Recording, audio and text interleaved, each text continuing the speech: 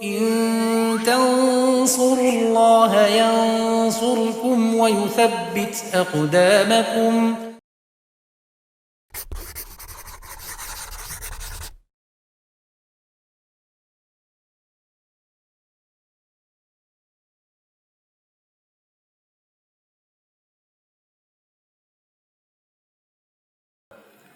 Bismillahirrahmanirrahim. Alhamdulillah wassalatu wassalamu ala Rasulillah wa ala alihi wa sahbihi wa man tabi'ahum bisanin ila yaumiddin. Amma ba'd.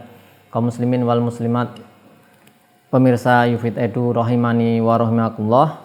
Kita akan melanjutkan pelajaran kita membaca dan mengkaji kitab Al-Muqaddimah Al-Hadramiyah karangan Syekh Abdullah bin Abdurrahman Bafadal rahimahullah taala. Kita masih di sunnah-sunnah wudu ya. Di sebelumnya sudah kita sebutkan kesunahan wudhu, diantaranya itu membasuh dari bagian atas wajah, kemudian kalau tangan dan kaki dimulai dari jari jemari, kemudian ada juga di situ kesunahan untuk adal, yaitu melewatkan atau menggosokkan tangan ke anggota wudhu. Kemudian ada kesunahan mengusap ini maqain ya, ujung dari mata yang setelahnya adalah hidung, juga mencakup ujung luar.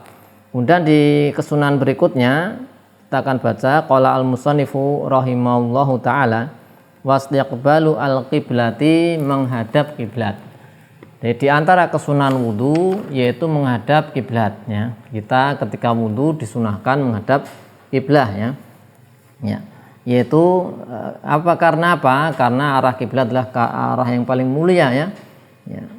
Khususnya adalah keadaan ketika menghadap kiblat bukan menjadi syarat ya. Karena kalau sudah menjadi syarat ya, itu ibadah misalnya sholat syarat menghadap kiblat ya, itu sudah menjadi syarat tuh, harus dilakukan. Tapi ketika wudu ini, apakah wudu itu disyaratkan menghadap kiblat? Tidak, maka ini sunnah dia. Kemudian misalnya kita berzikir atau berdoa, apakah disyaratkan menghadap kiblat? Maka ini nanti bisa disunahkan menghadap kiblat karena apa? Itu arah yang paling mulia, yaitu menghadap ke arah kiblat. Kemudian ya, tadi menghadap kiblat ketika wudu, kemudian ketika berzikir ya, berdoa setelah wudu. Kesunahan berikutnya wa wad'ul ina'i an yaminihi in kana wasi'an ya. Itu meletakkan wadah dari sisi kanan jika luas ya. Jika luas. Ini tujuannya apa? Tujuannya agar kalau di sebelah kanan itu nanti bisa diciduk ya, diambil. Jadi diciduk. Nah, nanti kalau dari kiri ya, kalau nanti dituangkan nanti posisinya di sebelah kiri ya. Jika nanti dituangkan darinya, maka posisinya di sebelah kiri karena itu yang lebih memungkinkan, yaitu meletakkan wadah dari sebelah kanan ya. Kemudian yang berikutnya wa ala yang qusa ma'uhu an muddin ya. Ketika kita berwudu ya, hendaknya airnya tidak kurang dari 1 mud ya, 1 mud ya. Tidak kurang dari 1 mud dalam rangka mengikuti Nabi SAW. Nah, apakah boleh kurang dari 1 mud? Ya masih boleh ya, jika memang sudah bisa airnya merata. Nah, bisa semua anggota wudu terkena air, nah, maka tetap boleh, tetap sah ya ketika wudu kurang dari 1 mud. Tapi usahakan atau disunahkanlah itu jangan sampai kurang dari 1 mud ya, 1 mud ya. 1 sakupan 2 tangan. Nah, ini 1 mud ini kalau dia persegi, nanti sisi-sisinya itu kurang dari 10 cm ya. Nah, adapun kalau 1 sok itu 4 mud ya. Di sini disebutkan ada hadis dari Anas radhiyallahu anhu qala kana Rasulullah sallallahu alaihi wasallam yatawaddu bil mud wa yaktasilu bis sa' ila khamsati amdad. Riwayat Bukhari Muslim. Nabi SAW itu berwudu dengan 1 mud ya. satu mud ya, satu cakupan dua telapak tangan. Dan Nabi SAW mandi dengan satu sok. Satu sok adalah 4 mud. 1, 2, 3, 4. Nabi SAW mandi dengan satu sok sampai 5 mud. Artinya satu sok sampai satu sok lebih satu mud. Kemudian penyebutan mud di sini bukanlah batasan, bukan batasan. Hanya untuk menjelaskan bahwasanya Nabi SAW itu tidak boros ketika menggunakan air. Nah, karena ini jangan sampai ketika menggunakan itu boros. Ini menunjukkan Nabi SAW ketika menggunakan air untuk berwudu dan mandi beliau tidak boros. Sehingga karena ini hanya menunjukkan demikian, maka boleh atau masih sah ya, sah, yaitu kalau kurang dari satu mud. Jika syaratnya tadi sudah bisa merata. Di Al-Hadiyah Al-Mardiyah disebutkan dari Ummu Umarah binti Ka'ab Al-Ansariyah. Beliau menyebutkan di situ anna Nabiyya sallallahu alaihi wasallam tawaddu'a fa utiya bi ina'in fihi ma'un qadra sulusai al-mud. Ya.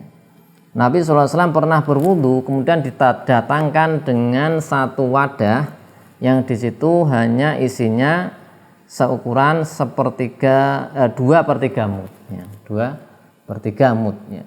Berarti tidak sampai 1 mud, hanya 2/3 mud saja. Sehingga ini menunjukkan masih sah ya, masih sah, yaitu berwudu dengan air kurang dari 1 mud. Ya. Tapi sunnahnya jangan sampai kurang dari 1 mud.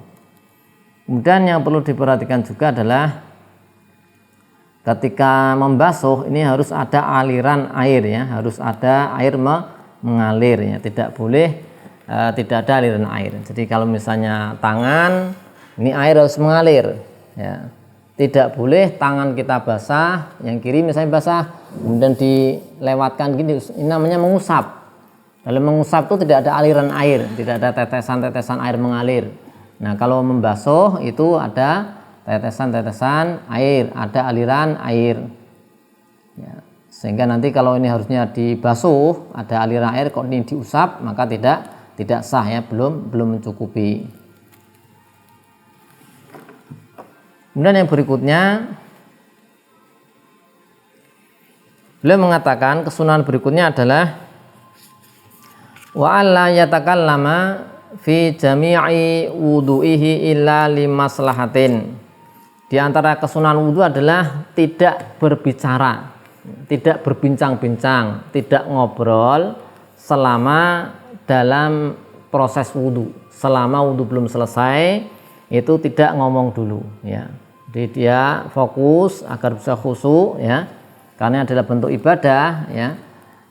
Illa limaslahatin, kecuali ada kemaslahatan ya, kecuali ada kemaslahatan. Misalnya apa? Ya misalnya amar ma'ruf nahi munkar misalnya itu, atau mengingatkan orang lain yang orang lain itu akan terkena bahaya, misalnya akan terkena bahaya ya. Biasa dicontohkan misalnya ini ada orang buta yang mau masuk ke lubang, atau misalnya ada sumur, ada kolam ya, nah, nanti bisa bahaya ya. Maka boleh seperti itu. Tapi kalau nggak ada kepentingan, maka kita usahakan untuk tidak ngobrol. Jadi wudhu ini sambil ngobrol, nanti bagaimana kabarnya, nanti setelah ini kita mau ngapain. Nah, tadi kamu di mana sambil wudhu ini nggak bagus ya.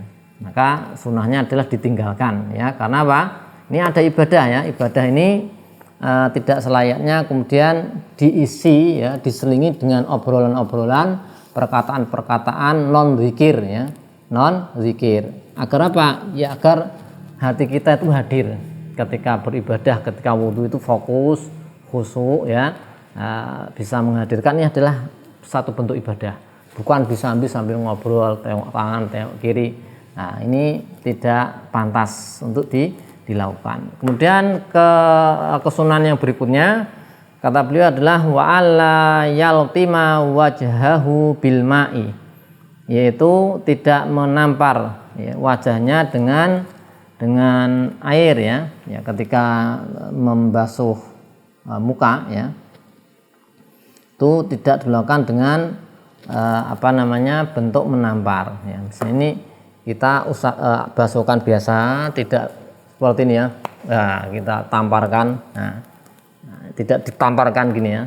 Jangan ditamparkan. Sunnahnya adalah tidak menampar.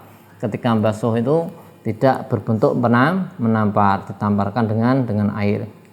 Karena ya tidak cocok ya. Secara adab dalam ibadah itu tidak cocok.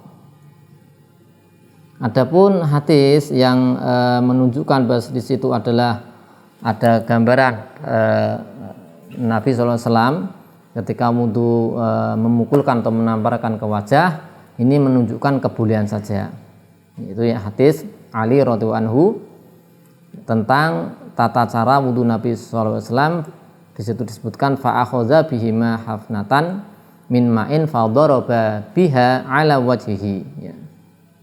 Di situ Nabi SAW mengambil satu genggam air, kemudian dipukulkan, tamparkan di wajah. Ini apa? Menunjukkan kebolehan. Tapi sebaiknya ditinggalkan. Hanya hadisnya menunjukkan itu boleh, itu masih boleh, tapi sebaiknya ditinggalkan. Kemudian yang berikutnya wala yamsahu wa alla yamsaha ar-raqabata, tidak mengusap leher ya. Nanti mengusap leher ini khilaful aula ya, khilaful aula hukumnya tidak bagus ya, karena hadis yang menunjukkan tentang hal ini kata An-Nawawi ya, ini hadisnya maudhu atau dhaif yang berat ya, dhaif yang berat.